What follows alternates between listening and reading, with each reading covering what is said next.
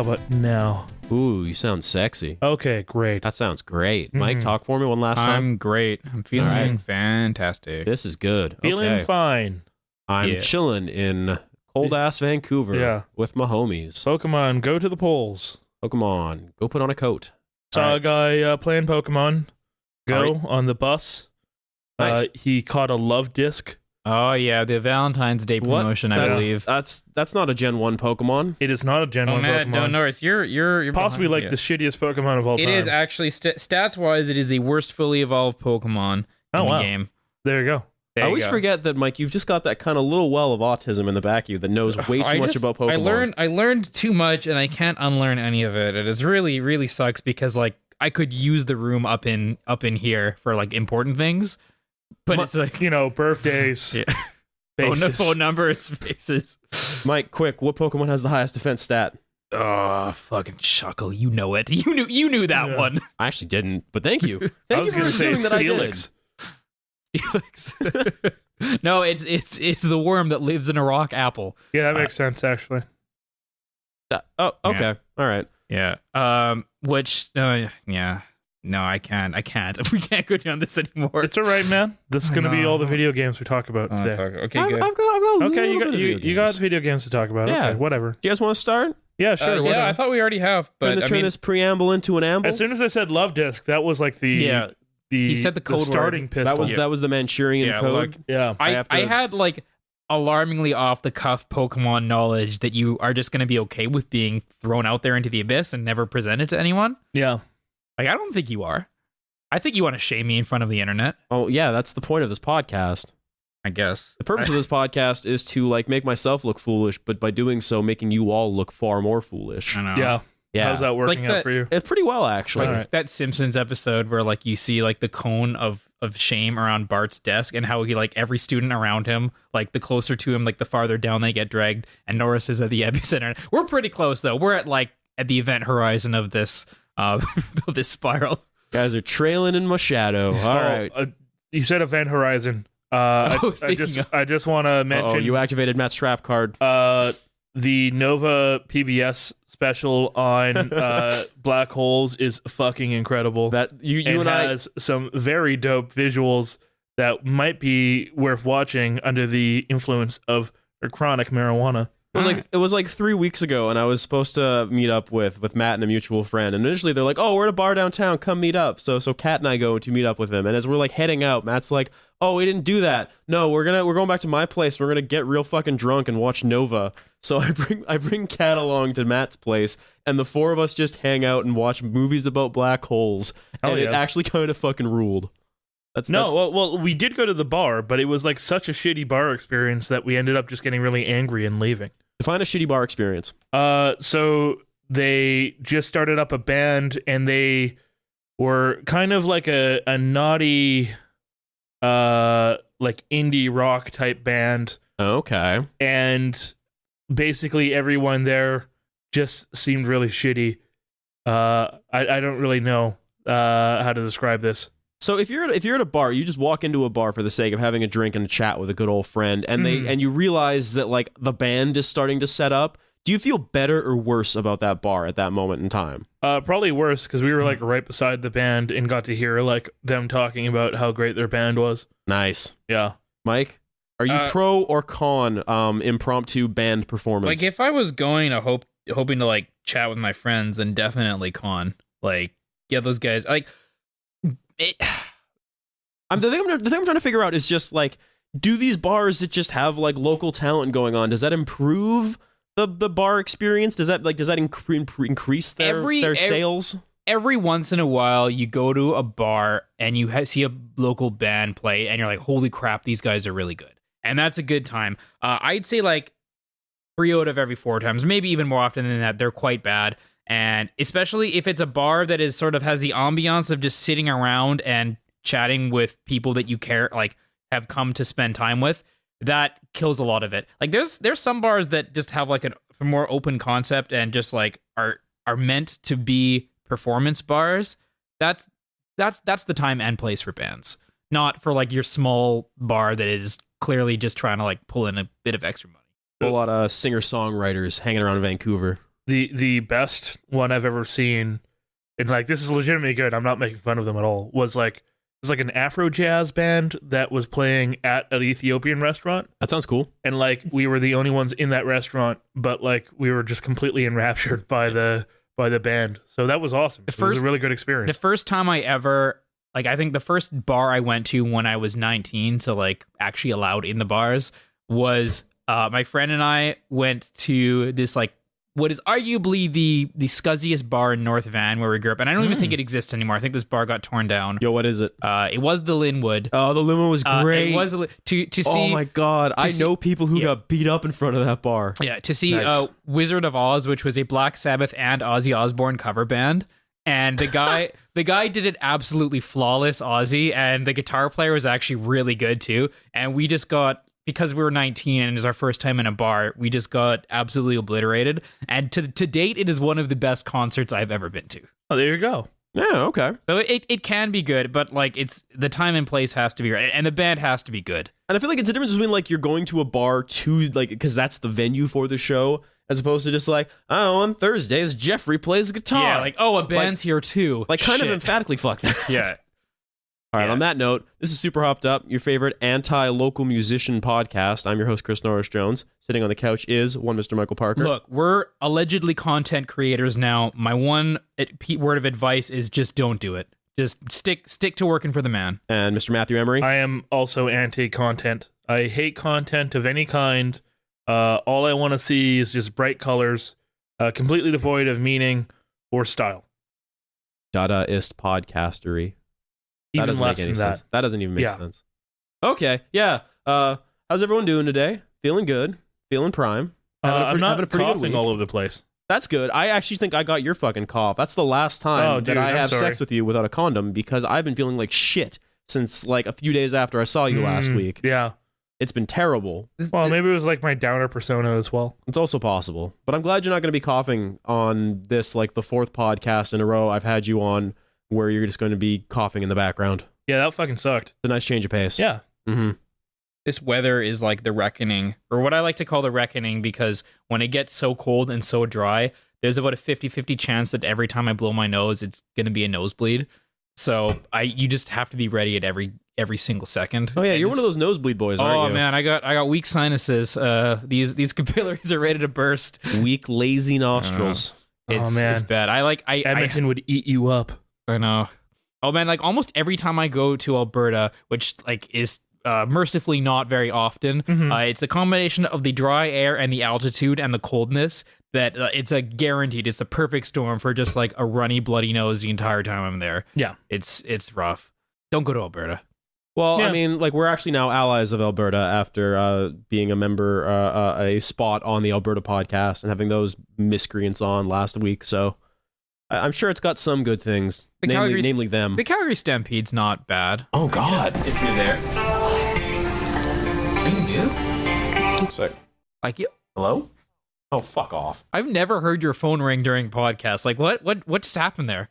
My phone rang during the podcast. It's because my Was phone. it a telemarketer? It wasn't even a fucking human I telemarketer. could hear- it was a fucking auto dialer. I could hear without the speakerphone on. I could hear that was a robot talking to you. God damn it! There's that 2 seconds of silence, and you're like, motherfuckers. Mm-hmm. I've been getting a lot. I don't know who stole my phone number, but I'm Oh, getting man. one of those a day now. Yeah, Yeah.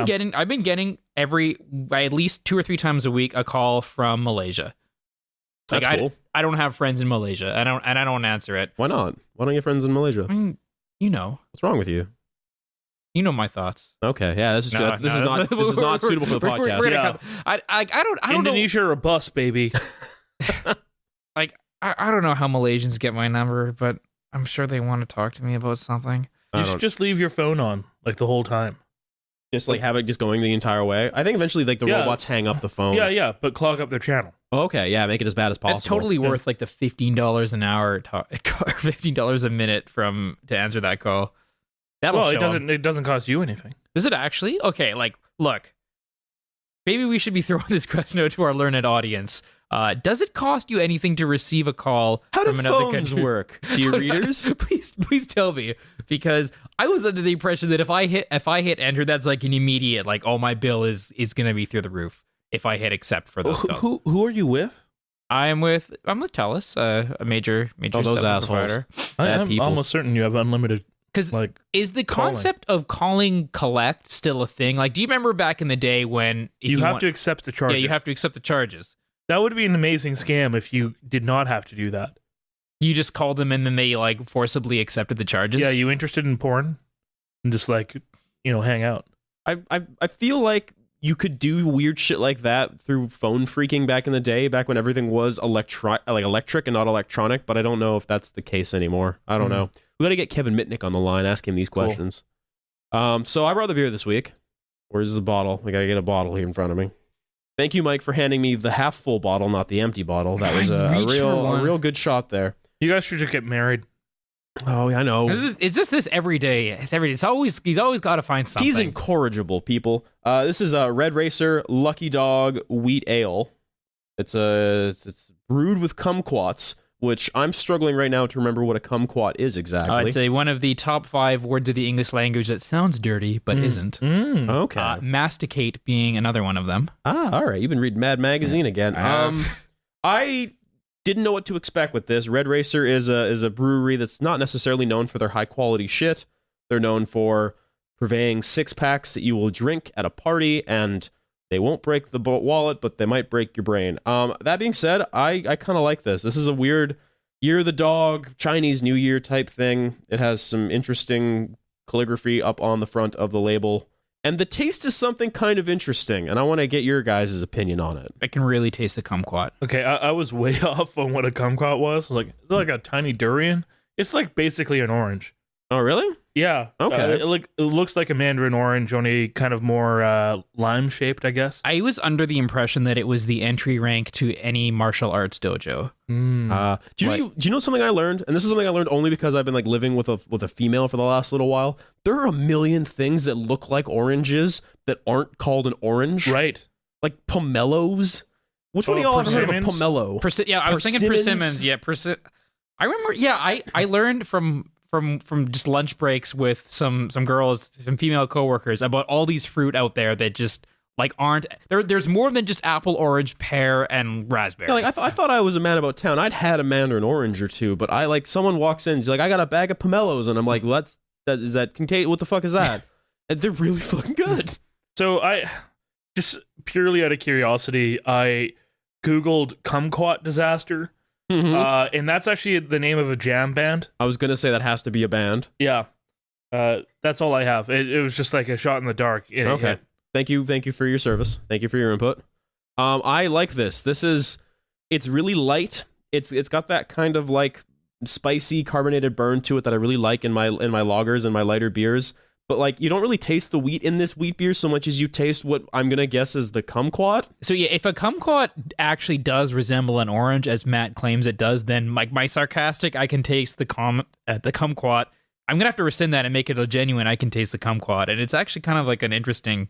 I don't know. It's good. It's got that citrus taste that doesn't try too hard to hit you in the face. I want you to say I can taste the kumquat again, but kind of get it slowly. Just like I need this for just like future audio reasons. No, say it again. Well, I mean I have it. But look, just, are we gonna come up with that full soundboard or no? Because slowly and clearly, I'll put it on the soundboard if we're gonna make a full soundboard. I mean, we have enough audio of all of you that I could probably ruin all of your lives at this point just by stitching together certain words and sentences. You could ruin my life just by like mentioning that I'm on this podcast to anyone who knows me that doesn't know I'm on this podcast. It's actually like deeply humbling that you're willing to like show your neck to me like this. I find it's a spiritual connection that you and I have, really.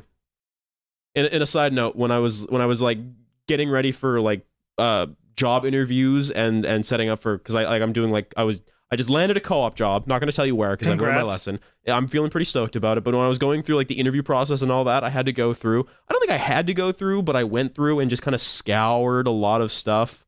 I untethered some old like social media profiles from my name and stuff like that. Just like not really because I think it was bad.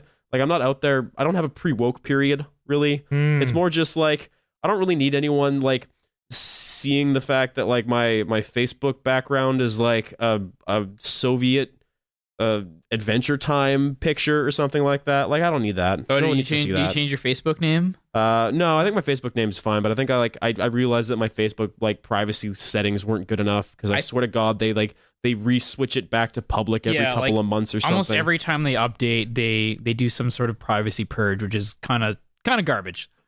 It's a garbage website made by garbage people for garbage users. But somehow everyone's still on it. Yeah, because I'm a garbage person. We all know this. I have a podcast.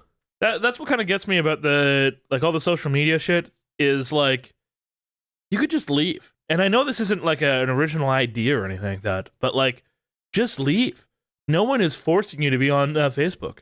Like the difference between like say Facebook and like a Dow Chemical or Monsanto or something like that is like, well, those are like companies where you might be affected through pollution or some sort of pesticide getting into your food or something like that. With Facebook, literally all you have to do is just like it's like the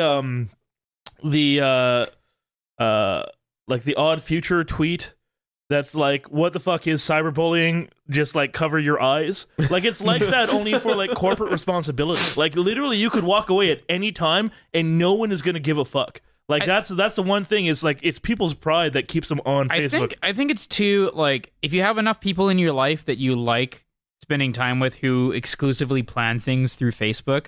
Like I don't have the audacity to be the guy who's like, no, you call me. Like I'm still scraping for those invites. Like I'll put up with it if it means I don't get left out of things. Mm-hmm. Yeah. Well, I still have Facebook. I just do not check Facebook. Yeah. So I occasionally will check and go, oh, there is an event. That's probably the best way to do it. I think just actually the real best way to do it is just have your girlfriend tell you, oh, you need to be at a thing. Oh, that's such a good way to do it. If you can wrangle that lifestyle, then that's the high tier shit. Yeah. Oh, it's so good. Yeah. All right. So this is technically about video games. This podcast, not really, but I since neither of you played any video games in the last week, as you were telling me before we started recording, I'm gonna get one video game thing out of the way, and then we're gonna talk about a bunch of fucking movies, and then we're gonna drink the rest of this beer and just have a good time. Okay? Mm-hmm. We're all good. Yeah. So last week I had a reading break, which meant I had basically the entire week off, which was really good, and then I got sick, which was less good. Thank you, Matt. Sorry. You're well. Yeah, I'm very, very happy about that. One of the games I did buy was for my Nintendo Switch, because apparently I'm only buying Switch games these days, because it's really awesome to be able to play video games on the bus. That's where the games are. Yeah. I bought a game called Fury. Has anyone heard about a game called Fury? I have not, but that doesn't sound like a game that Nintendo would be on. Okay, so it's actually really dope. It's a game that came out. I should check this. I want to say it came out in late 2016. Hey, the cough's back. Mm-hmm. Hey, we did it. One more week. Fury, is that the one where Shia LaBeouf is in the tank? Fury is a indie game made by, I believe it's a company called the Game Bakers. And what it is it's something of a bullet hell type game where you're only fighting bosses. The story is slight to the point of almost not even really there. You are some sort of Afro samurai looking techno ninja type fellow who's in some sort of weird prison, not explained why you're there, what this prison is, or who the jailers are, but you escape from some rabbit-faced tall man who helps you escape, and then you basically go room from room fighting like stronger jailers who have weird powers and motifs, and then you kill them and then continue on from there. And each fight's actually really cool because it's sort of like a mixture of your character can like dodge and counter and like swipe with the sword and then shoot at a distance, but it's basically it, and you just have enemies like shooting the entire room full of scary fucking bullets, and it's really, really hard, but it's hard in that really satisfying way that after you get your ass handed to you 2 or 3 times by a boss and you beat him, you feel really good. And the soundtrack's done by one of the guys who did a bunch of Hotline Miami music, Carpenter Brute. Cool. So there's some really good shit in there as well. There's some good soundtracks. And it's just, I don't know, it's kind of cool. It's got that, like I think I said earlier, it's got like Afro Samurai. Like that's really sort of the motif this game's going off of. It looks kind of like a cel-shaded Afro Samurai, both in the way it looks and in the character design. Like you have, like one of the first bosses is like a weird prisoner lady with a laser attached to her face, and she's like stuck to like a straight jacket that's on like a unicycle kind of thing, but it seems more scary than that. There's another old man who can stop time, and he's got a sword larger than him. Like it's this weird, cool shit like that. And it's fun. I realized I actually watched a speedrun of this. It's pretty good. I'm thoroughly enjoying it. I just finished it today. It's not without its problems. Like on the Switch, it kind of suffers some slowdown when they really fill the screen full of bullets. But I don't know. I thoroughly it's a game that feels really good when you manage to like track the pattern of the boss you've been fighting for the last 20 minutes and you figure it out and you finally hand them their ass. Yeah, those games I guess it's kind of similar to like a Super Meat Boy type game where it's just you die so many times, but sooner or later you like just have it figured out enough to do it. Kind of, but that's a good feeling. There's a difference between what Super Meat Boy does, which is very much that kind of quick hit dopamine catharsis, where when you die, you start right back up right from there, and you kind of keep going. In this one, each boss has at least like 3 stages. Like you have a health bar that can like get knocked down like 3 times, and after 3 times you die. And they have usually like between 3 to 6 health bars. But every time you knock one of their health bars down, like they do a new pattern, or like they power up, or like something new and weird happens. You have to start the fights from the beginning. If you get knocked down like once, you get back up and you're fine to go. But like both people like re-heal back to full on their current life bar. But if you lose all of your like lives, then like you start back from the beginning of the fight. So it's more like Cuphead. Kind of like Cuphead. It's kind of this thing where it's actually exactly like Cuphead, but maybe a little bit more rowdy and a little bit less refined. Can we just loop back to Game of the Year? Okay. Was like which no, year? You're wrong. Yeah, no, like no, you're wrong. Okay, well, I'm trying to help you here. Okay.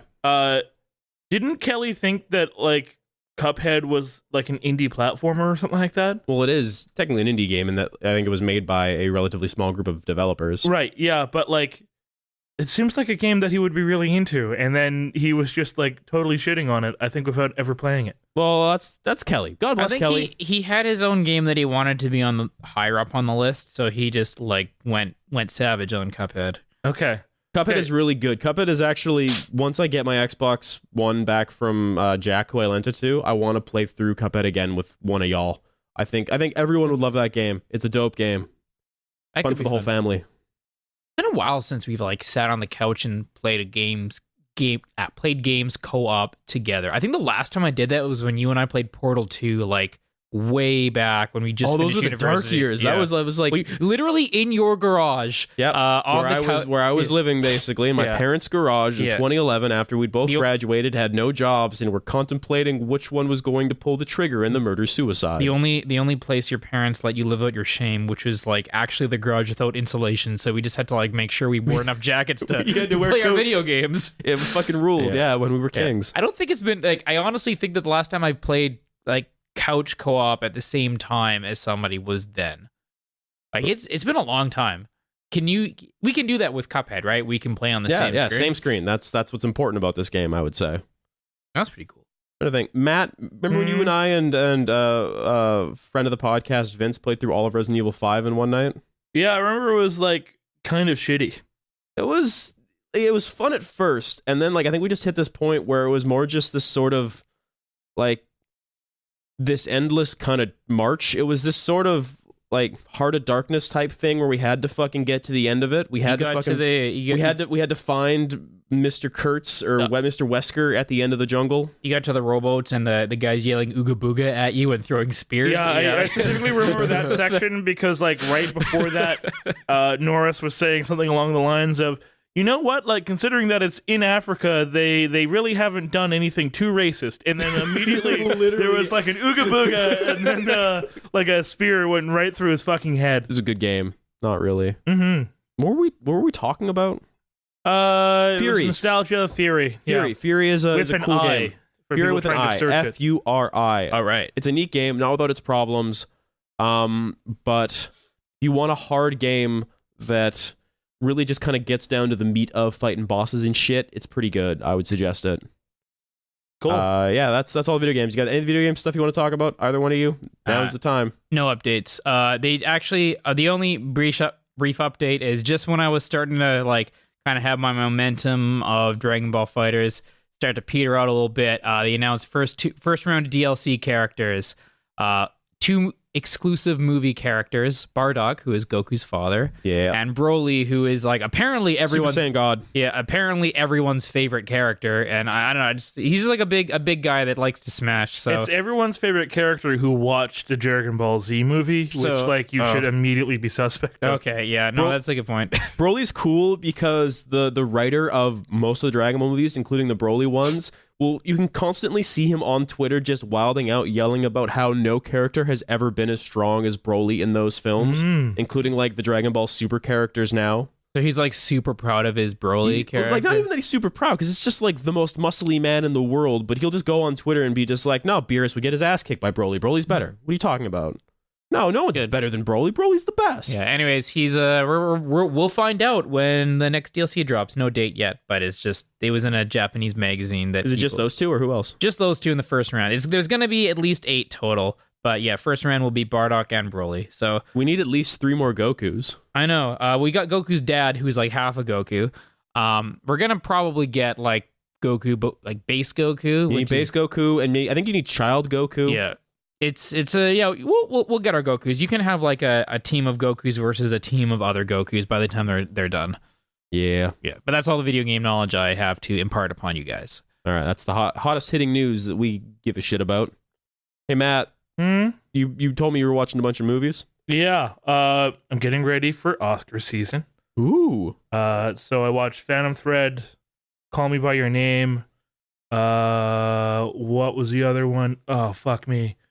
Florida Project, which is actually really good. Florida Project looks really good. It's one of those things where if and when that goes onto Netflix, I would definitely give that a watch. Yeah, I really hope it does, because definitely more people need to see it. Mm-hmm. I think of the 3, Florida Project is the most human. Phantom Thread is the weirdest. I haven't heard of Phantom Thread. Do you want to give me a quick synopsis? So Paul Thomas Anderson, Uh-huh. he is a director. I've heard of him, yes. Mhm. And the movie is it's so fucking weird. So Daniel Day-Lewis is the proprietor of the House of Woodcock, which is a fashion label. Yeah, that's right. Yeah, you're gonna love it. And he is a guy who is obsessed with like order and perfection, and he does the same thing in his personal life that he does in his work, where he finds little imperfections and then completely destroys like the things that are imperfect to him. Is this movie just kind of like a fucked up allegory like Mother? I was actually comparing it to Mother. I think this is better than Mother. Okay, well that's good. I like Mother. I've saw parts of Mother, love Mother. and I thought it was exactly what I thought it was going to be.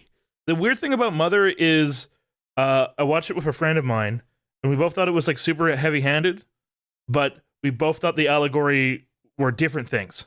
Hmm. So it's super heavy-handed, but there are like many interpretations of how it's heavy-handed. Okay. So that's good. In terms of like more culty stuff, I watched Creature from the Black Lagoon, because I'm gonna watch Shape of Water soon. Okay. That movie is not good. Like the original? Yeah, the original is not good. Is it not good in the way that it's kind of hard to go back to those B films at a time when they were B as opposed to now when they're kind of, I guess. like, grade F? Well, like, the whole thing about Shape of Water is like, this time the Gill Man gets to fuck. So I'm like, I About can't damn wait time. to see the Gill Man try to fuck in this one. And he barely tries to fuck in that one. He's more like he's more grabby. More than like a heavy petter. Yeah, exactly. So it's like, you know, I want to see the guy fuck. I Mhm. want to see the weird little. I'm not sure how like frogs mate.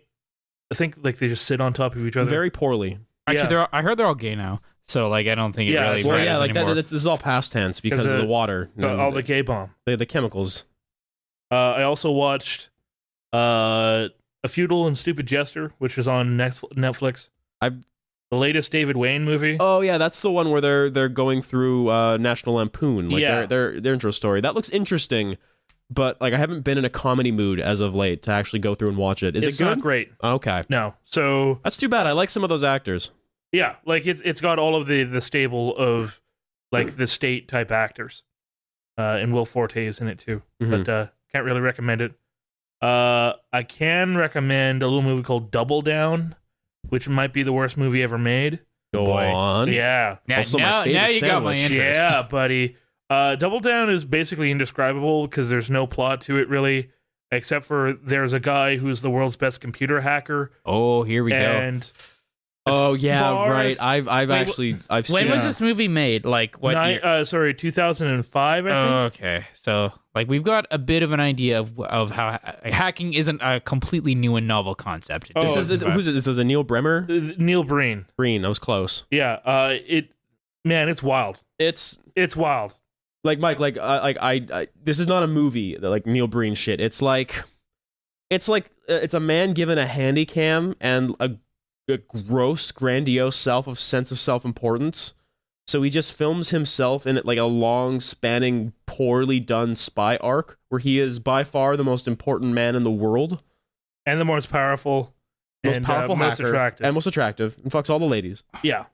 Like, And the government fears him because he knows he can take down the government with the stroke of a computer key. cool. So, like, wait, is this like the guy who made the movie? He made it about himself? Absolutely. Yes. Wow.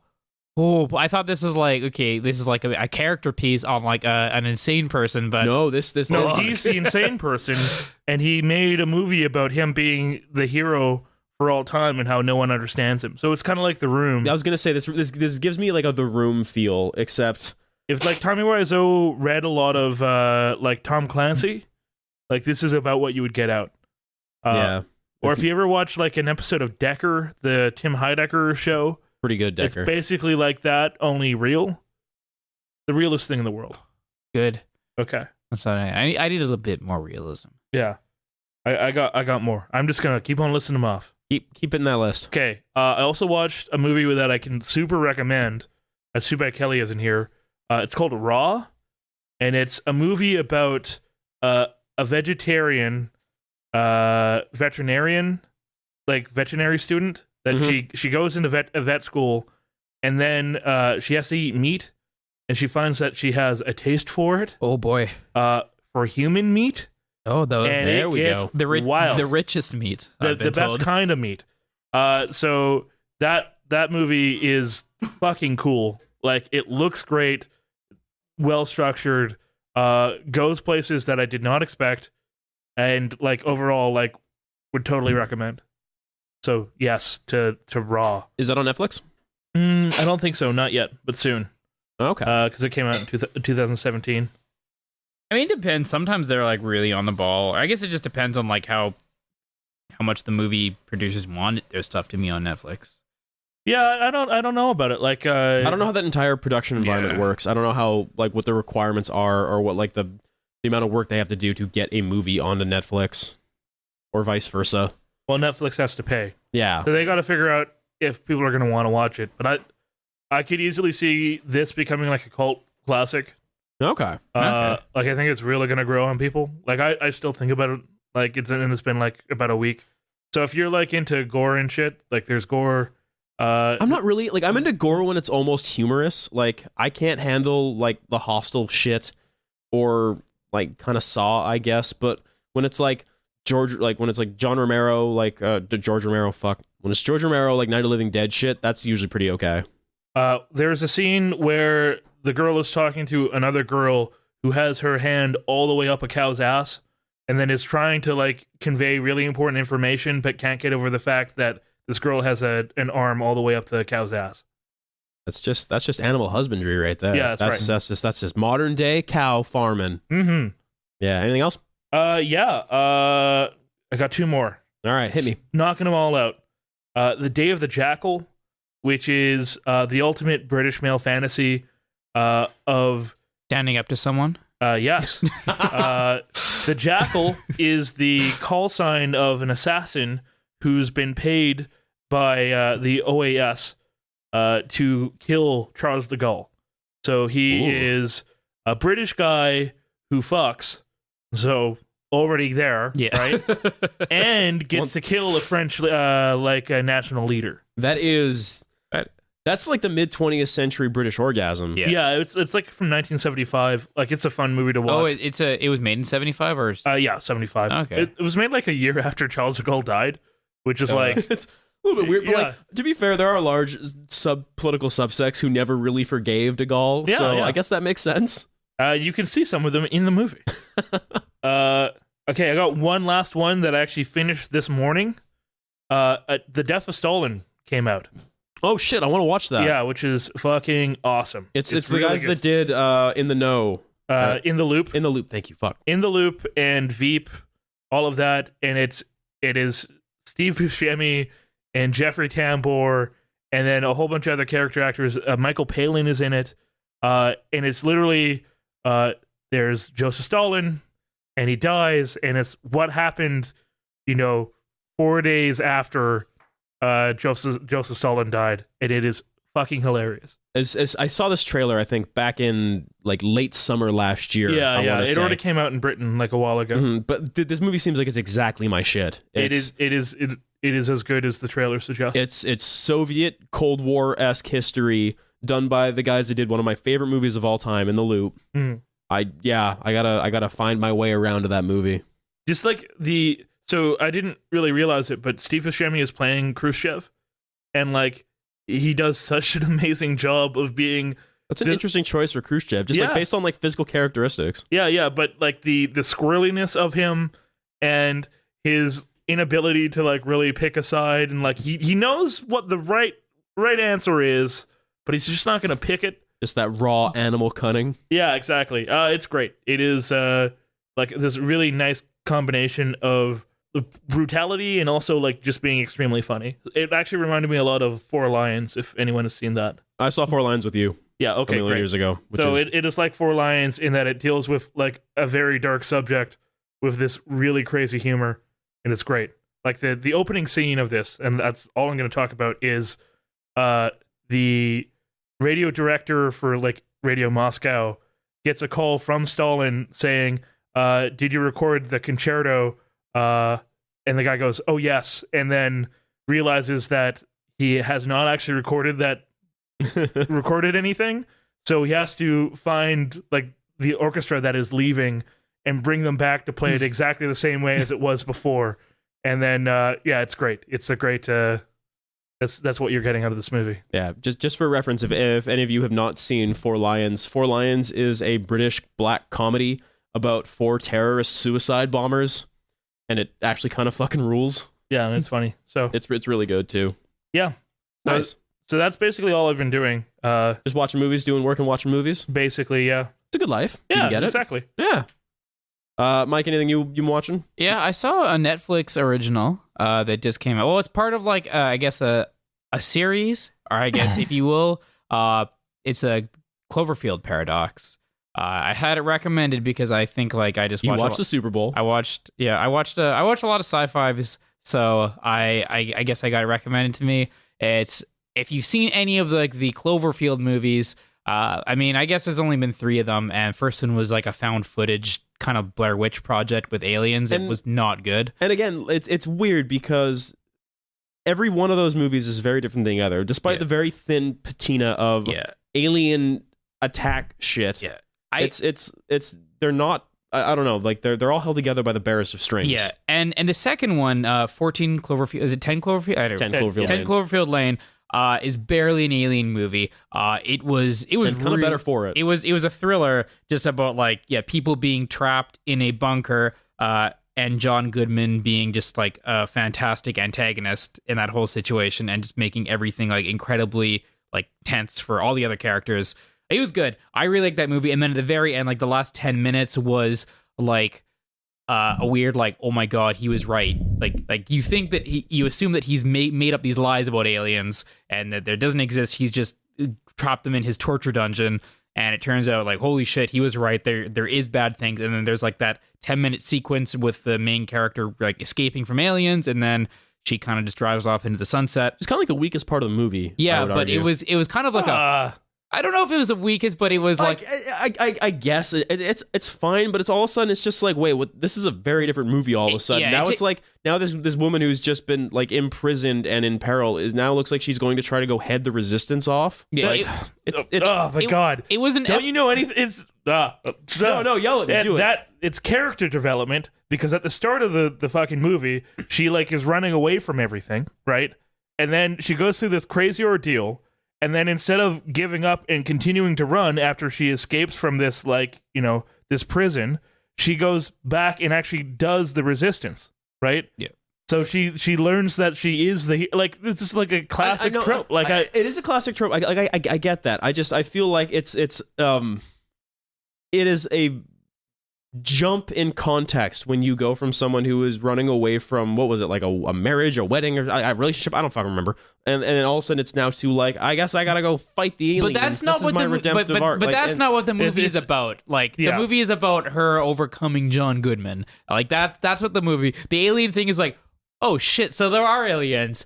Huh, how about that? And then she kind of, like Matt said, does the whole character. Like, they could have ended the movie with her getting out of the bunker and just have the aliens appear and be like, oh shit. Like, anyways, I will jump into the next one, the Cloverfield paradox. And Norris, like, I know that you say you're not that interested, and like maybe I've heard bad things. Convince me otherwise. Well, in the vein of you kind of like that cheesy gore in movies, it's a space survival horror for like the first hour and 45 minutes of it. Better or worse than Event Horizon? I've never seen Event Horizon. How have you never? What are you talking about?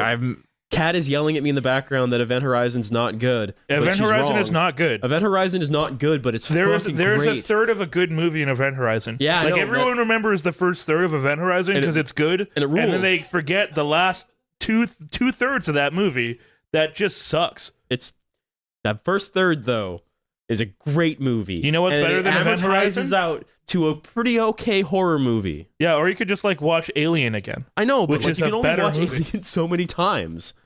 I think I would rather watch Alien again than Event Horizon. Okay, we should. But sorry, the Cloverfield paradox is it just has. It's a bit more lighthearted than Alien. It's not so like grimdark the entire time. Got interesting visuals.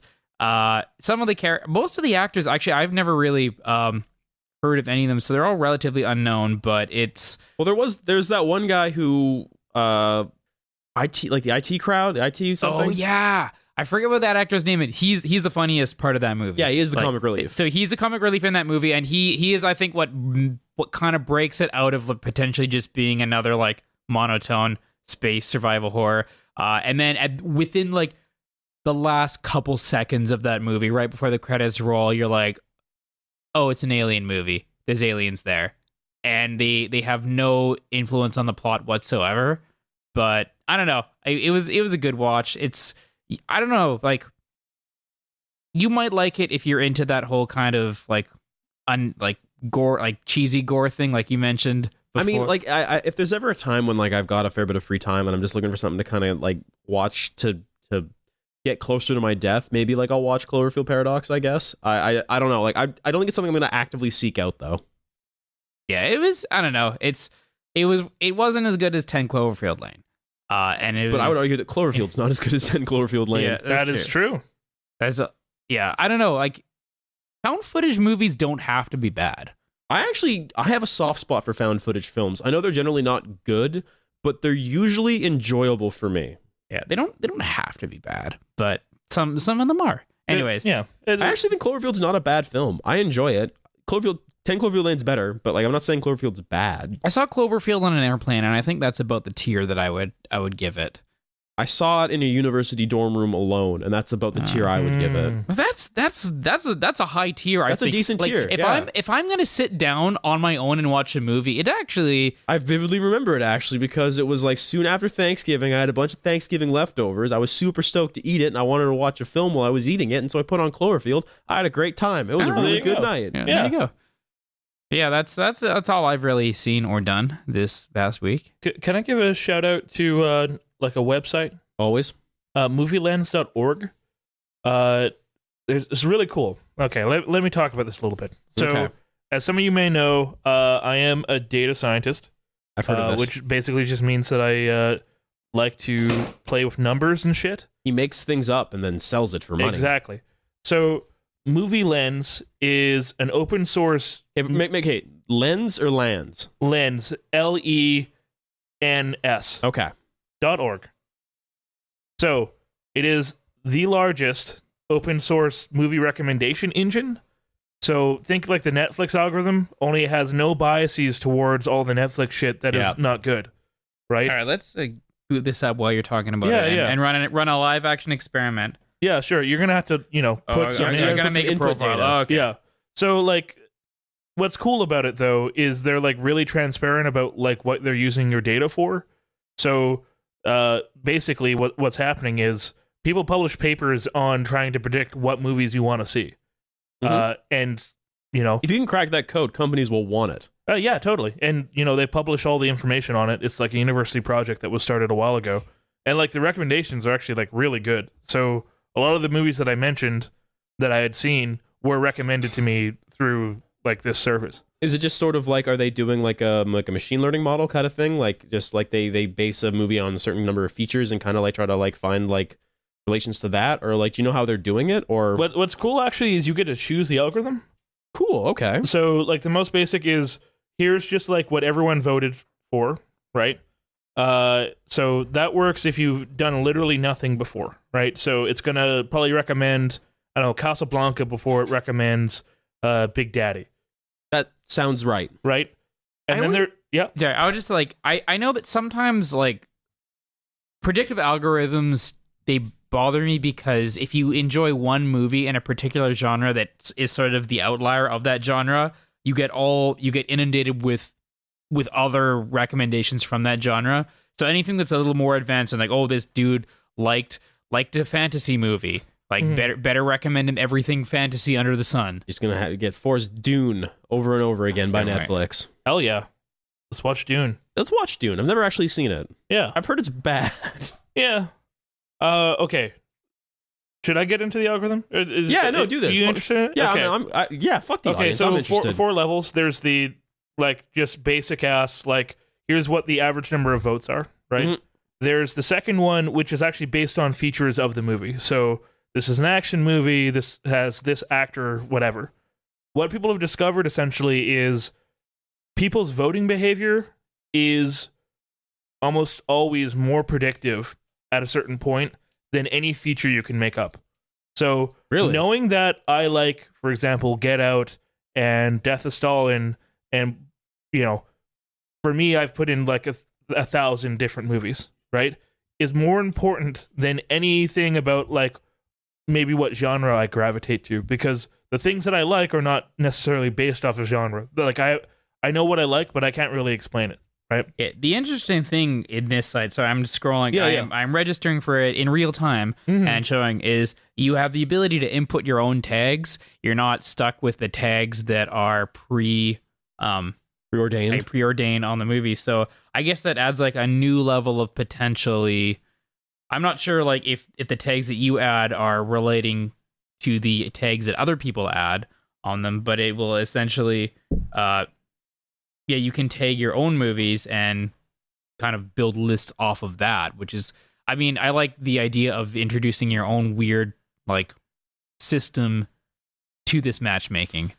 So the cool thing about that is, at least for me, is the tags that you put in are matched towards like what you rated the movie. So it knows that if I say something like shitty acting as a tag, which is a tag, it'll appear like more red than something like gorgeous view as a tag, right? Okay. So funny, I was looking at the Cloverfield movie, and it turns out Cloverfield as a tag is slightly negative. So Take that as you will. yeah, Oh shit. Okay, so just based on the things that, like the very very intro questions, top picks for me: Star Wars and The Empire Strikes Back. there you go. So like based on it's already kind of getting knows. me. It Like, knows, like, Michael. It like I within about like a minute of opening this app, it kind of knows me. It is surprisingly effective, and like it has picked out movies that I had not considered, and I ended up watching them. So the most advanced algorithm that they have is getting a little bit technical here. Is there's like a big matrix factorization thing that can happen, but what actually works a lot better is to, instead of having this massive matrix that you're trying to factorize, to basically make up a bunch of pretend features and then let an algorithm fit those features. So one feature might be, how big of a budget does it have? Okay. Or another one maybe, is this happy or sad, right? And if you have enough of those, they kind of just like the features of the movies get learned over time, and that I found has been like really, really good. And then if you want to, you can put a neural network over there if you want to, sell this to a company. Yeah, you use the words deep learning. Yeah. Derp learning and neural network, and then you get bought out for at least 7 to 8 figures. Yeah. So anyway, it found the Day of the Jackal movie, which I was never considering, had not even heard of, and turned out that I loved it. So that's cool. There you go. Can I offer the two of you a movie recommendation? All right, let's hear it. So Kat and I, we watch a fair bit of horror films for some ungodly reason. She always ends up regretting it, but I usually end up liking it. There've been a bit of a resurgence lately of like Netflix produced, Netflix created horror films going up on Netflix. Two relatively recently have been getting a bit of press. One is really bad, one is really good. Don't watch Open House. Open House is a horror film that seems based on a pretty traditional trope, like family experiences tragedy, mother and son, they go to like get away from everything in this sort of like small town in like someone else's home that's being sold, but like they're kind of caretaking it while it's under like open house kind of thing. And like mysterious shit happens in the house, bunch of bad stuff happens, but it's just 10 people went to go see the open house, but only 9 people left. I almost want to spoil like the thing that like is really horrible about it, so I'm going to. So if you, for some ungodly reason, dear reader, actually care about this film, like skip the next 30 seconds. You're recommending a movie to... This is not a recommendation. I'm getting the recommendation. Oh, okay. I'm weaving a narrative. Somewhat poorly, but I'm weaving a narrative. Yeah. Open House, its big twist at the end is that it doesn't have any sort of payoff or any sort of end. The son dies, the mom dies, you don't know who kills them, you don't know exactly what happens. It just basically ends with like an obscure figure killing them both, getting into a car and then driving away. Cool. That's how the film ends. Cool. It's like the murderer was modernity. Yeah. It's like cinematic blue balls in the worst kind of way. It's bad, and it's not even sort of like, oh, how edgy bad. It's just shitty. Yeah, because sometimes sometimes a bad guy can get away if he's like an interesting or compelling enough bad guy. Then you're like, okay, I'll allow it. But you don't know who the bad guy is. You don't know who they are. It's still like an obscure figure the entire time. There's no idea of it. Like, there's not really any sort of like who done it. Like, I guess you could sort of guess from the other characters in the film, but it's like someone wrote 2/3 of a script and then just like submitted it. And like the rest of the script's not even all that good either. It's bad. The good horror movie, I think you guys should check out if you're fiending for a horror film, is a film called The Ritual. This just came out.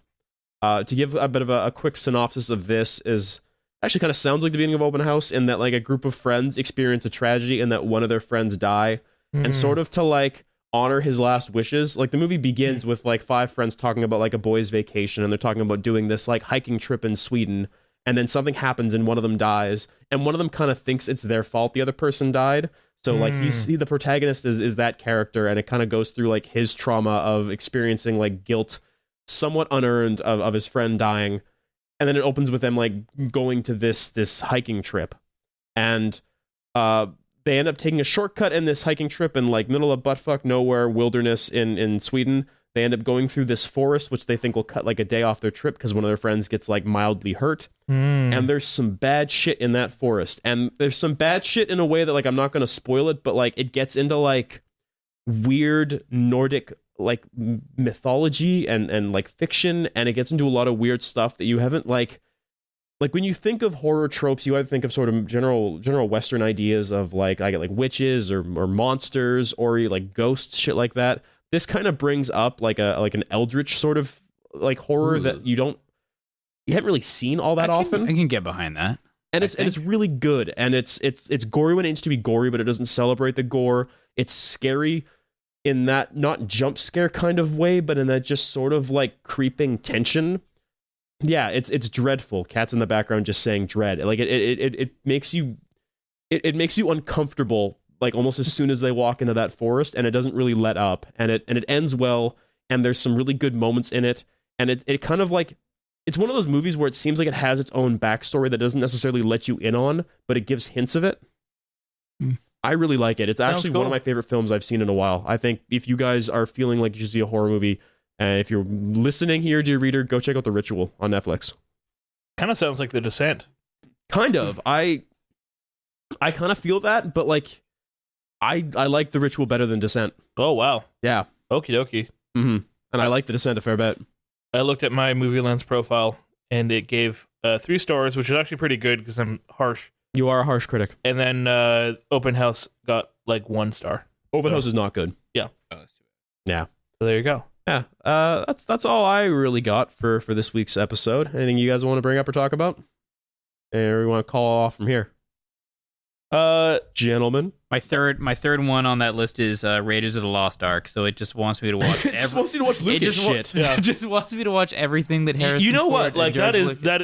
Like if you were going to guess, like what are the movies that everyone should go see, just to like see them? Like those are the 2 Star Wars there, and Raiders of the Lost Ark would probably be good ones to pick. I do think Last Crusade does surpass Raiders of the Lost Ark. Oh my but God. Everybody's got their own opinions. Yeah. About which non Kingdom of the Crystal Skull or Temple of Doom. Temple Indiana of Doom's Jones not movie great, is but the it's still best. better than Crystal Skull. It's either Last Crusade or Raiders of the Lost Ark. I'm gonna give it a slight nod to Raiders, but I can see where you're coming from, Mike. I actually really do. They're like the both Last good. Crusade. Like you could Yeah. They're both really good. I do like Last Crusade a bit better though. Anyways, they're Yeah. I'm actually gonna spend a lot of time with this app because I'm curious to see what like allegedly a See what better you're missing? yeah well what a better matchmaking algorithm than Netflix can drum up for me, especially like you also mentioned before, not limited to the selections that Netflix has on its roster And their own internal biases to make you watch their own shit. Oh yeah, that's Right, actually another that's thing. the thing is like they want to push towards their own content because they don't have to pay for it, right? Yeah. It's actually really interesting. The Amazon and the Netflix algorithms are basically the same, only the weighting is a little bit differently because Amazon doesn't care who you're really buying from, whereas Netflix does. Well, the irony of Netflix is the way they do things is that I am biased to choose non-Netflix content because you never know when that's going to be cycled out. Yeah. Whereas I know that something Netflix, like if I have the choice between, all right, I want to watch these 2 equally, one's a Netflix original and one has been on Netflix for a long time, but it hasn't but it's not a Netflix.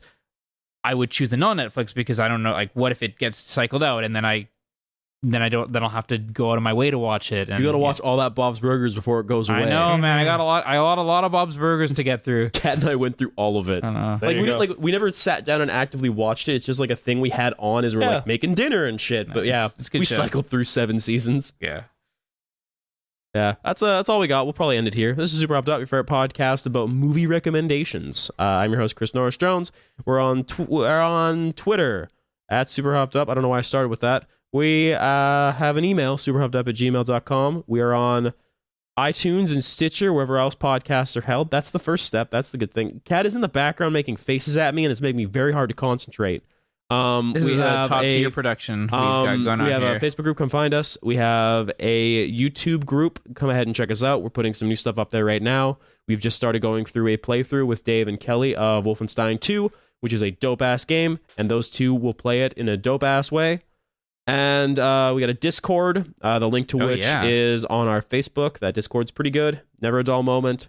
And most importantly, if you want to go and tell your friends about us, we'd be really, really appreciative. Guys, final thoughts. Movies are good. Like I don't know what to say. Movies are pretty good. We should do. Sometimes even bad movies are good. That's true. We should do like a monthly, like, you know how we did a book club for video games and that fucking crashed and burned because video games are generally by and large bad.